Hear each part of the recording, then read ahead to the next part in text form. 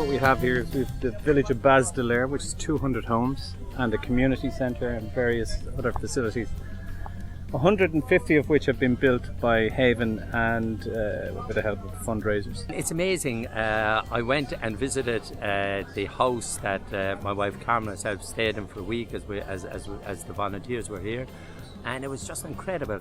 Outside the door of the house, she had a lovely little garden on one side, but then she had her bench and she was selling product there, and I bought a packet of sweeties from her.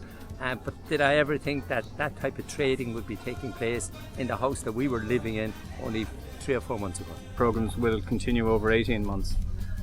We'll have 120 people in training in various different disciplines, including building, road building, horticultural, and encouraging people to grow their own food and cultivate the back gardens, and programs designed to get them much more integrated as a society. There's no conflicts of any issue or any issues going on. It's just a happy, vibrant community.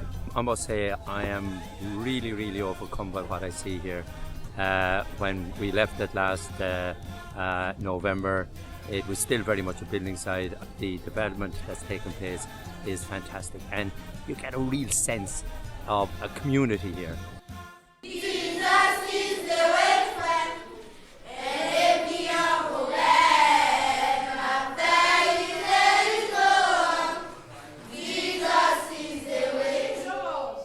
I came up here and I met Wilson Pierre, the headmaster, and I was telling him, you know, I have a dream. I'd love to be able to build some houses, form a community, so you have the education, you have the homes, and that's how we started here.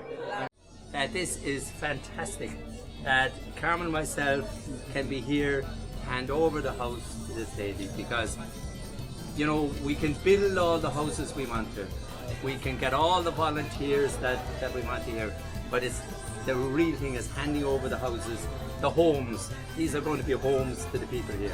It's fantastic that we can do it, and we're privileged. That was an official handover of a house to a family. So a lady, her 2 children and husband will move from, they live in a remote part of Baz de Lair that actually is, believe it or not, we had to access on horseback because the car won't go up there.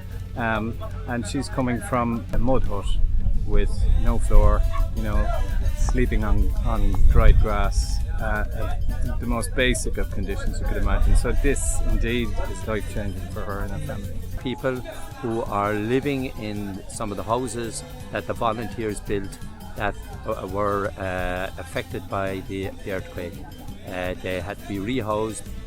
There was a coach brought up from Port-au-Prince with people, and there are at least 3 or 4 of them living in our houses. I met one of the ladies today. Her husband is still below in Port-au-Prince. He's eking out some type of living, and she has 3 gorgeous kids, and she said, I just want to stay here for the rest of my life. I do hope that Ouanaminthe can be as good as this. Even if it's 90% as good, it's going to be excellent.